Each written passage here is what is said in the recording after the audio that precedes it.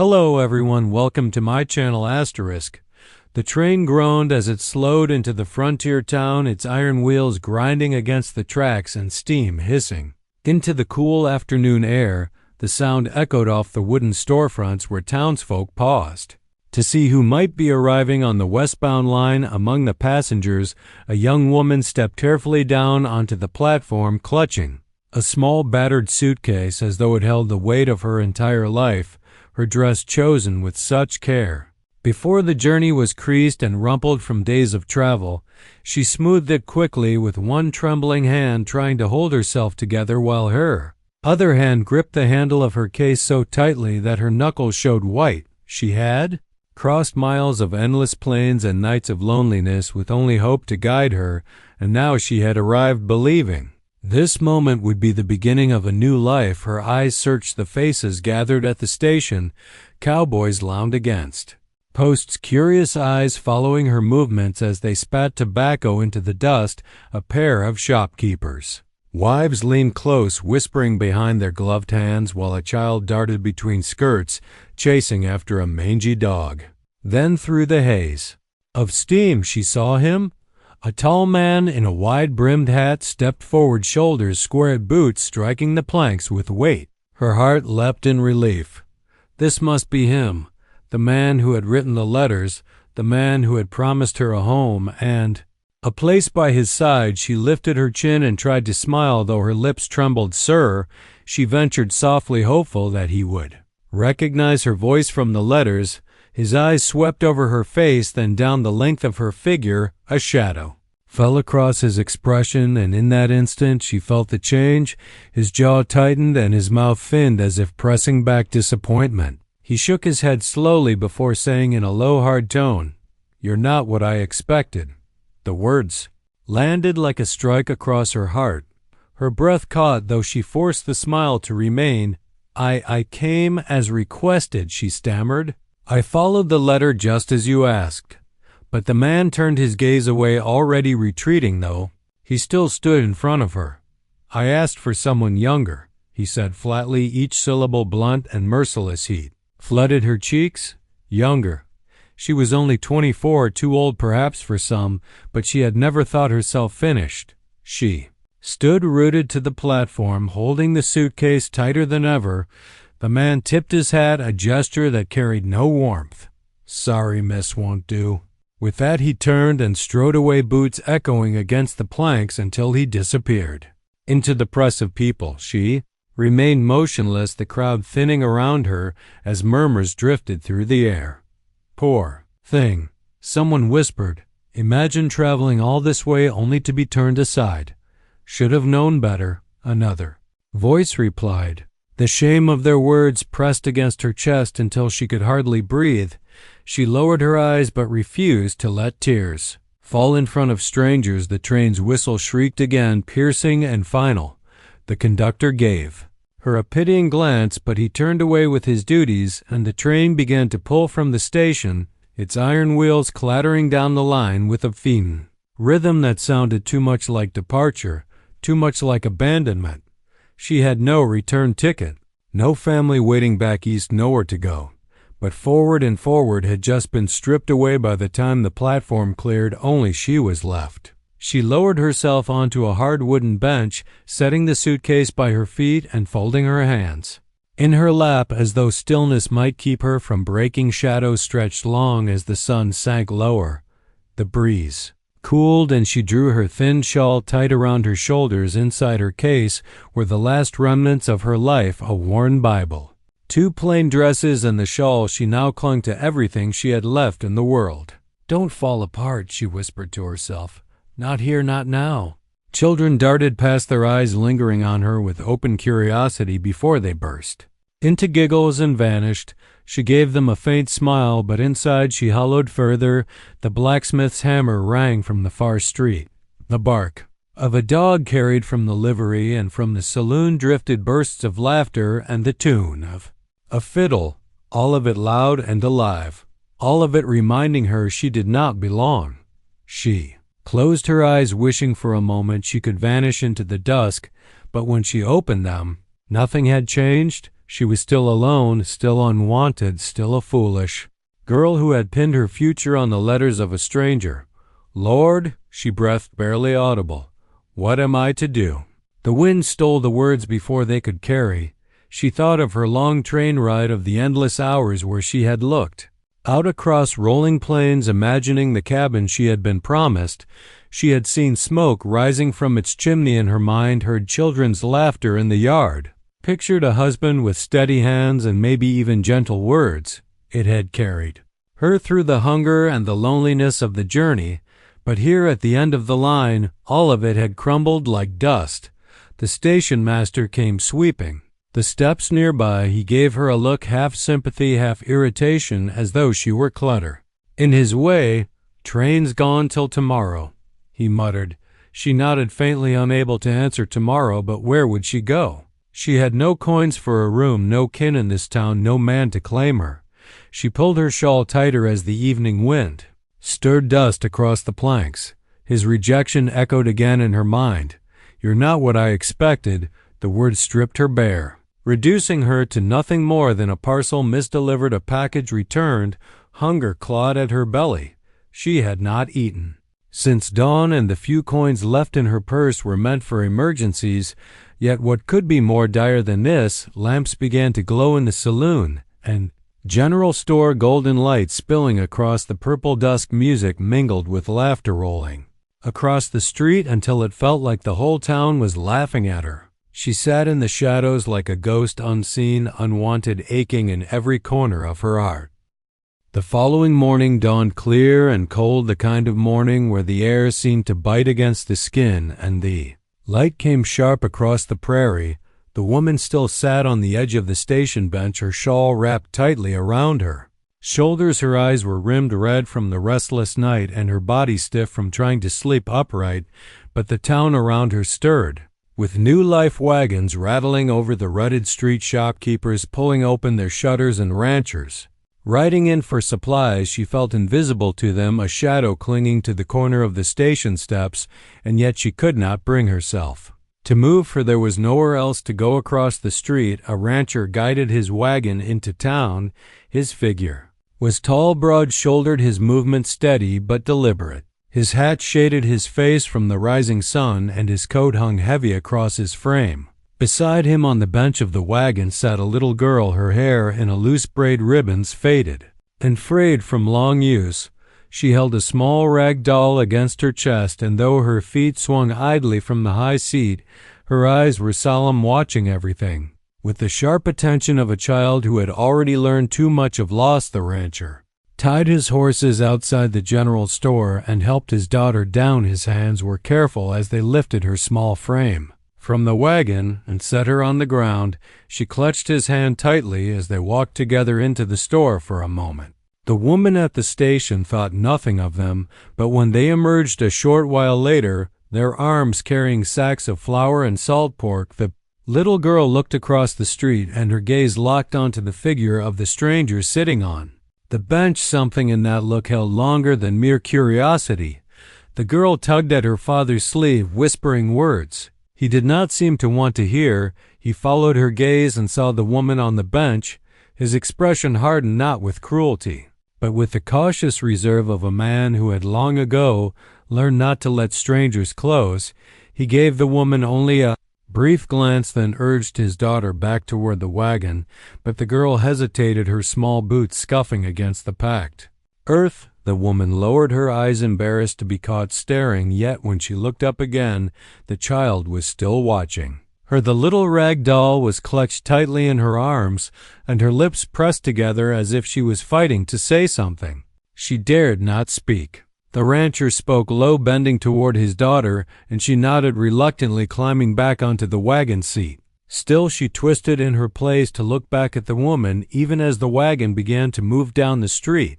The woman felt her throat tighten.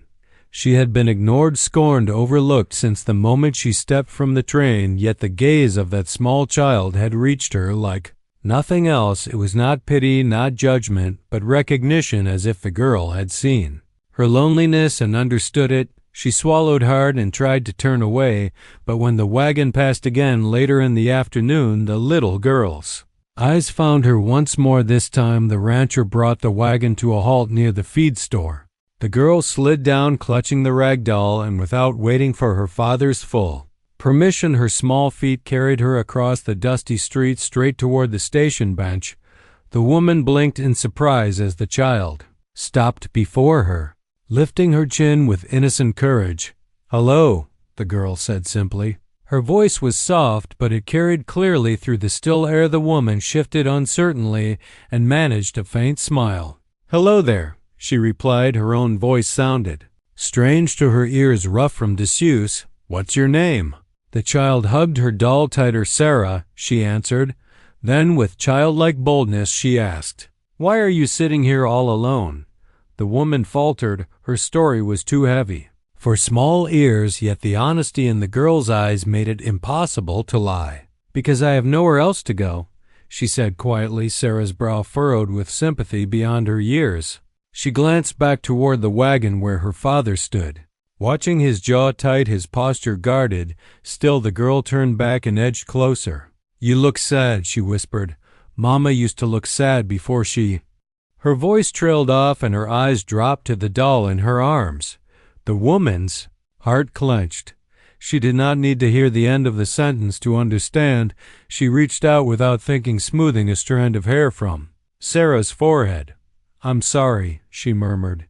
"I know what it is to miss someone." For a moment, the two of them simply looked at each other, a strange, quiet understanding forming between them. Then the rancher strode forward, his boots thudding heavily against the planks. He touched Sarah's shoulder gently but firmly. "Come on now," said his voice low and steady.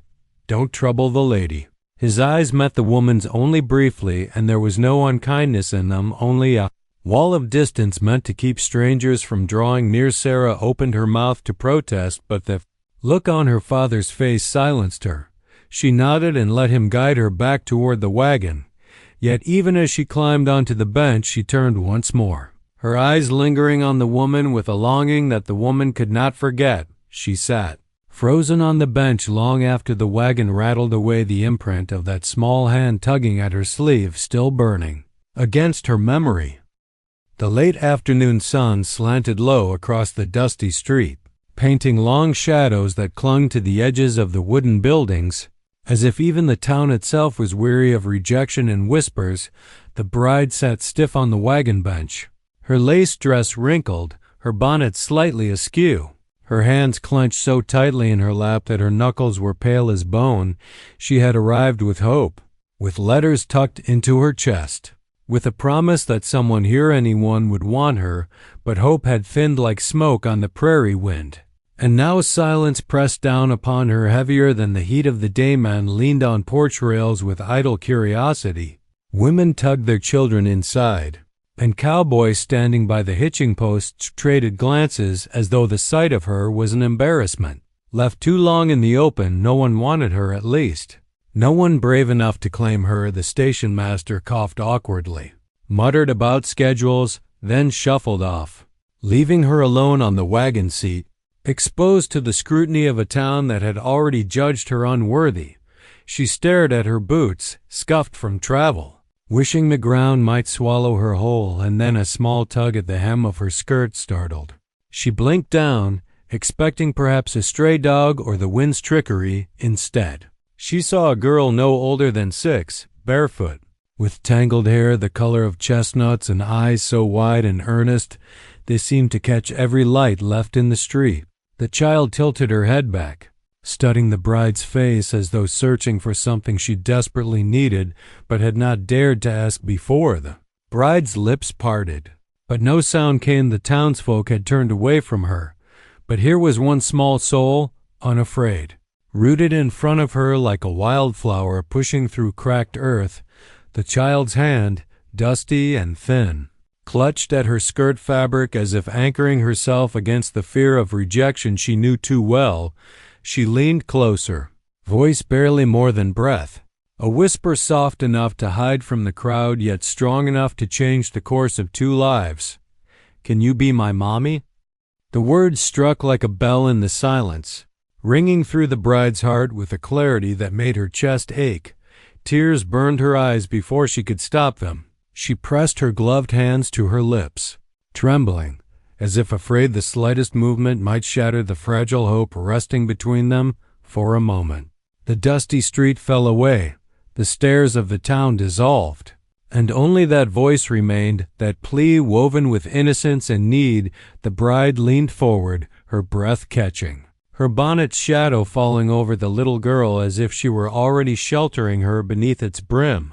Girl's eyes brimmed with something too heavy for a child to carry alone: loss, loneliness, a yearning for the warmth of arms she had not known in too long. Her dress was patched at the knees, her feet dusty from running the streets, and her shoulders sagged with the kind of sorrow no child should bear. Yet still she stood, brave as any soldier, offering the only gift she had, her need, her voice, her fragile trust. The bride reached down slowly, afraid the moment might vanish if she moved too quickly. Her gloved fingers brushed the child's cheek, rough with dirt but soft beneath the grime, and she whispered back, though the words trembled from her throat, "Oh, darling." That was all she could manage, but it was enough. The girl pressed closer, slipping her small hand into the bride's palm as if it belonged there, as if it had been waiting all along around them. The townsfolk shifted uncomfortably. Some looked away, ashamed of their silence, while others watched with newfound curiosity.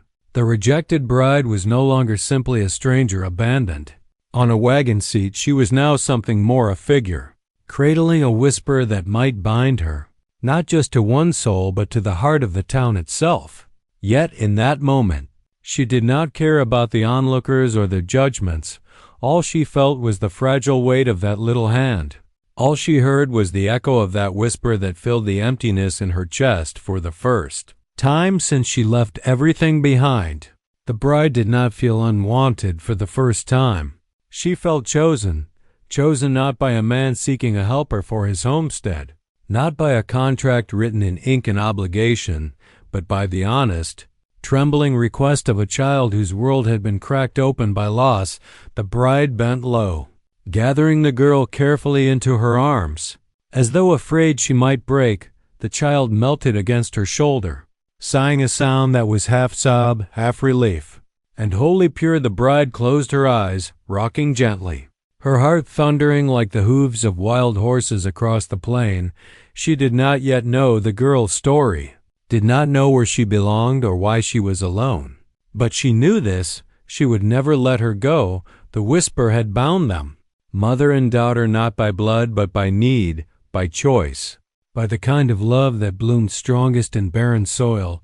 The crowd could talk, the town could judge, but in that fragile, fleeting instant, nothing else mattered. And so began the first spark of belonging, not with fanfare or promises written in letters, but with the whispered question of a little girl and the breaking heart of a bride who thought no one wanted her. The rancher had been standing at the far end of the street. His broad shoulders leaned against a weathered post outside the mercantile, his hat brim shadowing eyes that had learned long ago to keep their distance. He was a man of silence more than speech, a man who carried his grief the way others carried rifles, close, heavy, and always ready to fire if anyone pried too near. The townsfolk knew him as steady, dependable, but marked by sorrow, a widower. Some said, others whispered about the long nights he spent alone on the prairie with only cattle and coyotes for company.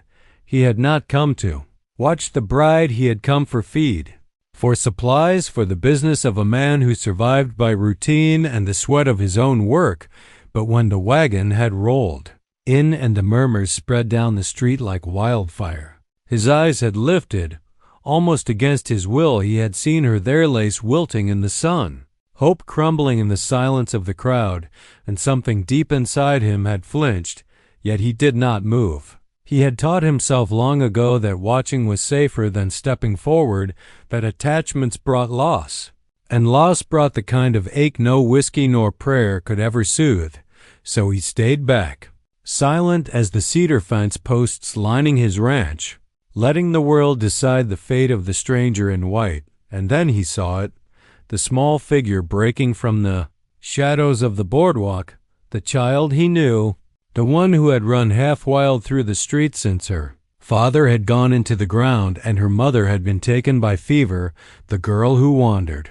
Unclaimed yet not unloved, for the townsfolk had tried in bits and pieces to care for her, but never enough. Never steady enough. He had watched her before, too, from the edges, his heart tightening with every glimpse of her small, stubborn bravery. Now she stood at the bride's skirts, her chin tilted high, her whisper carried only to the woman whose world had already cracked. He could not hear the words, not at first, but he saw the way the bride's face crumpled, saw the way her body bent forward like a tree giving shelter. He knew, before sound reached him, that something had shifted, and then, faint as wind through grass, he caught it. The words were small, but they struck him harder than any bullet had ever could. "Can you be my mommy?" The rancher's breath stalled in his chest. He pressed a hand to the post beside him as, though steadying himself against the weight of it, he had lived through storms, through stampedes, through nights when coyotes circled closer than comfort. But never had he felt such a simple plea drive straight through the armor he had spent years forging. He watched the bride gather the child into her arms, her face buried in tangled chestnut hair. And for a moment the world held still, dust hanging in the air, wagon wheels creaking to silence, even the horses shifting quieter in their traces. Something rose in him then, slow and dangerous, like a fire catching dry grass, a yearning he had buried deep, one he dared not name, for he too knew what it was to be unwanted, to live in the shadow of what could have been. He saw not a stranger in lace, not a girl desperate for a match, but a woman cradling a child with such fierce tenderness it made his throat tighten. The townsfolk muttered again, their whispers sharp as spurs. Some scoffed, some shook their heads, some smiled faintly at the sight of an outcast finding belonging in the smallest of ways. The rancher ignored them. He was staring at something. Only he seemed to notice the way that child had chosen her, not out of duty or desperation, but out of instinct. Out of need, the way the bride had responded, not with hesitation, but with tears, with open arms, with a love that seemed to spill out of her, though she had no right nor reason yet to give it. And in that moment, the rancher faced his choice. He could walk away, back to his ranch, back to the silence that wrapped him each night until it felt like another skin. He could let the bride and the child face the world together, fragile and unclaimed, or he could step forward, knowing full well that stepping forward meant opening the gates he had kept locked for so long. His boots shifted in the dirt, heavy as stone. His fingers brushed the brim of his hat, tugging it lower, a habit when thoughts grew too loud. The rancher's heart wrestled, one half bound by fear, the other pulled by something he had not allowed himself in years. Hope that maybe he was not too broken, not too late. Hope that maybe the whisper of a child and the tears of a bride could knit themselves into something larger, something worth fighting for. He thought of his own loneliness, the empty chair at his table, the silence of his ranch house after the cattle had been settled and the sun had gone down. He thought of the laughter that used to fill those spaces and how long it had been since he'd heard it. He thought of the child, too, how she needed steadiness, shelter, someone who would not leave her to wander dusty streets. And he thought of the bride, sitting there still in lace faded by dust, yet holding herself with a past strength that deserved more than pity. The rancher drew a breath, long and heavy, the kind that tasted of dust, of decision, of change. He knew the path ahead would not be easy. The town would talk, the past would haunt, and fear would linger like wolves at the edge of firelight. But as he stepped away from the post, boots striking firm against the earth, he felt something shift inside him, not surrender, not weakness, but resolve. He was a man who had lived too long with silence, and now perhaps it was time to answer a whisper with a choice. He walked toward them, slow and steady, each step stirring the dust, each step heavier with meaning. The child turned, spotting him, her eyes flickering wide with recognition and a hint of hope. The bride looked up too, her cheeks still damp, her arms tightening around the girl as if bracing for the judgment of another man. But the rancher did not scold, did not turn away. He only stood there, hat in hand, silence wrapping around his words until he finally let them fall, low and certain. "You won't face this alone." And though he said no more, though his voice was rough with years of disuse, it was enough. The bride's lips parted. Her eyes widening with disbelief, the child's hand reached for him, small and trembling, and for the first time in longer than he could remember, the rancher allowed himself to take it. The days that followed were quiet ones, yet they carried a weight of change so deep the bride sometimes wondered if she was still the same woman who had stepped off that wagon with her heart cracked open by rejection. The rancher had kept his word. He did not let her and the child face the world alone. He brought them to his ranch, a spread of land rolling wide beneath the endless sky, where fences stretched like lines of poetry across the hills and the wind sang its constant hymn. Through the cottonwoods the house itself stood plain and sturdy, its boards weathered but strong. Like the man who owned it, a wide porch creaked under their boots as they entered, the door opening with a groan as though it had been too long since laughter had passed through it inside. The room smelled faintly of cedar and dust, the air cool and shaded against the sun's blaze. It was not a grand place, not a place filled with finery, but it felt steady, rooted, like soil ready to take a seed. The bride set her small carpet bag near the door, uncertain if she belonged, yet her fingers lingered at the handle. Torn between gratitude and the fear of overstepping, she had been brought here not by contract nor promise of hand, but by mercy, by choice, by something she did not yet understand. But when she glanced down, she saw the little girl's hand nestled in hers, saw the child's eyes widen at the sight of a place that might, just might, be called home, and in that gaze, the bride found the courage to step fully inside. The days settled into a rhythm. The rancher would rise early, as he always had, the light not yet broken over the ridge when he pulled on his boots and stepped out to tend the cattle. His silhouette moved steady across the fields, the sound of hoofbeats and barking dogs trailing behind. The bride would watch from the kitchen window sometimes, her hands busy at the stove, the scent of biscuits rising in the air. She was no stranger to work, and though she had not known what role she would play here, she soon found herself filling the spaces left empty, mending clothes, cooking meals, sweeping dust that never seemed to leave for long. The little girl followed them both like a shadow, her laughter beginning to return in bursts like wild birds startled into flight. She would sit at the table with her doll, eating biscuits dripping with honey, or run through the yard with her hair flying behind her, her bare feet pounding the dirt.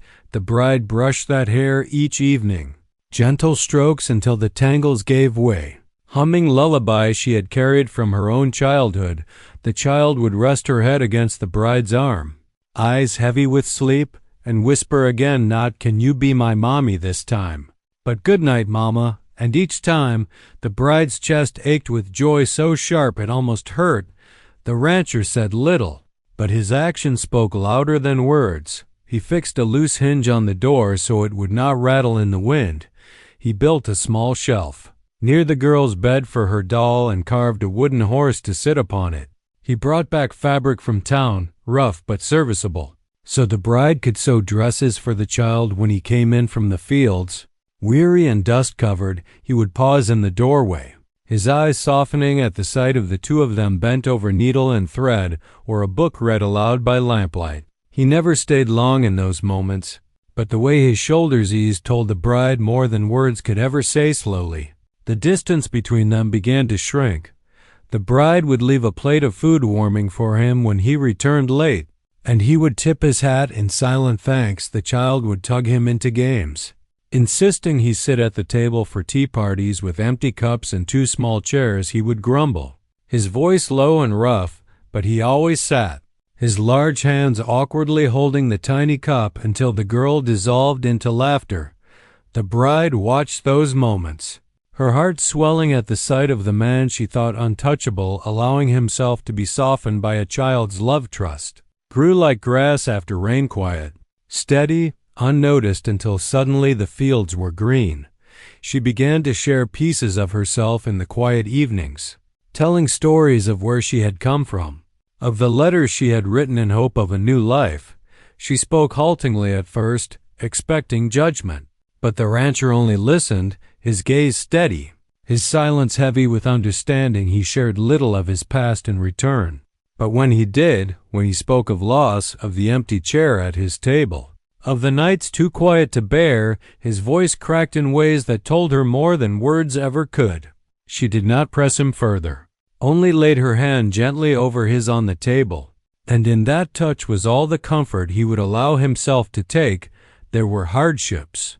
Of course, ranch life was no easy road. Storms rolled in from the west, tearing across the plains with winds that rattled the shutters and rain that flooded the low pastures. There were nights when coyotes howled too close to the barn and mornings when cattle strayed too far into the hills, but through each trial, they faced it together, the bride learning, the rancher teaching, the child watching with eyes wide and fearless. It was not perfect, but it was theirs, and somewhere in the midst of chores and storms and quiet suppers, something deeper began to bloom. The bride felt it in the way her heart lifted when the rancher returned at dusk. The way she looked for his silhouette on the horizon. She saw it in the child's joy, in the way the girl ran to him with arms outstretched, calling him Pa without hesitation. She heard it in the silence between them, no longer heavy, no longer empty, but full, like the hush of the prairie before dawn when the world waits to begin again. The bride realized then that family was not always written in contracts or born of blood. Sometimes it was whispered into being by a child's plea. Sometimes it was built board by board, meal by meal, step by hesitant step. She had thought no one wanted her, that her life was destined for loneliness and rejection, but here, on this quiet stretch of land beneath the endless western sky, she was discovering that she had been wrong. She was wanted, not by a crowd, not by a stranger in town, but by a child who needed her and a man who had chosen slowly and deliberately to let her into the hollow places of his heart. And so the three of them began to weave a life together, fragile but growing stronger with each day, bound not by obligation but by love, by choice, by the promise of belonging at last. The prairie had a way of marking time not by clocks or calendars but by the turn of seasons, the rise and fall of grass, the way the sky shifted its colors across the wide horizon. By the time the first leaves browned at the edges of the cottonwoods, the bride no longer thought of herself as a stranger sitting stiff on a wagon bench. She no longer waited for whispers of pity or rejection. She had found her place, piece by piece, in the rhythms of ranch life, in the laughter of a child, in the steady presence of a man who had once sworn his heart would remain locked forever. The ranch, once quiet to the point of loneliness, had begun to echo with new sounds. Laughter spilled across the porch, carried by the wind like music. The scrape of chairs at supper time came with talk, not silence. The child's small feet pattered through the halls, her voice bright as she called for Ma and Pa. The bride still marveled at that word Ma, soft, fragile, but so full of trust it brought tears to her eyes each time she heard it.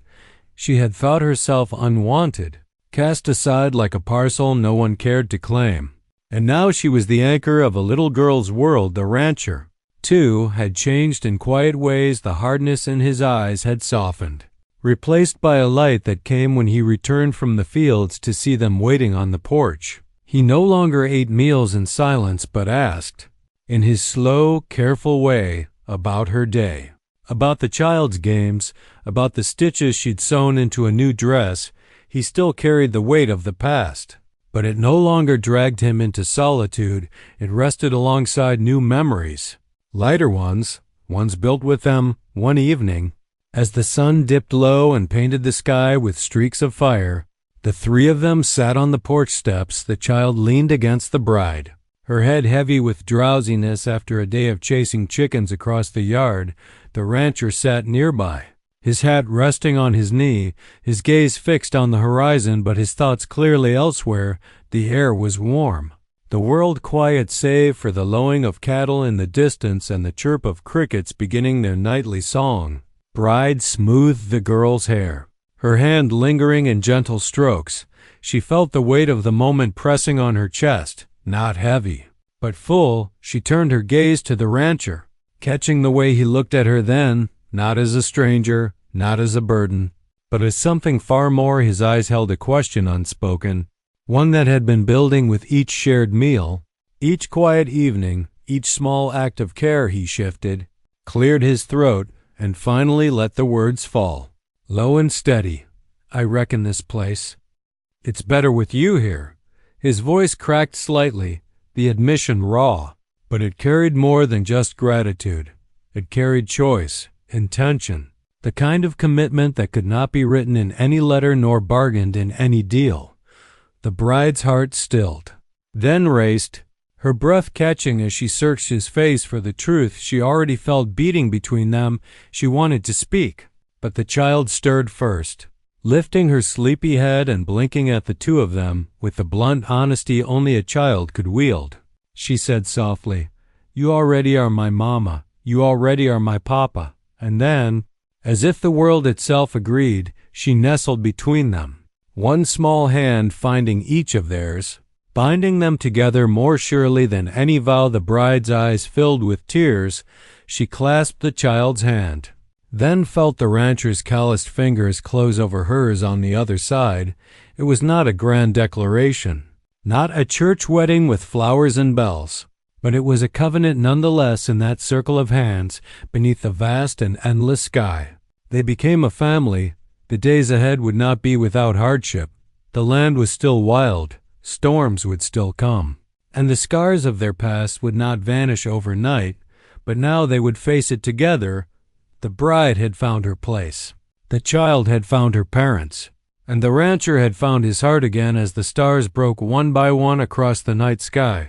The bride leaned her head against the rancher's shoulder, the child warm between them. She closed her eyes, a smile tugging at her lips. For the first time in her life, she no longer feared tomorrow. Tomorrow was theirs, built not on loneliness or rejection, but on love, belonging, and the promise of a new beginning.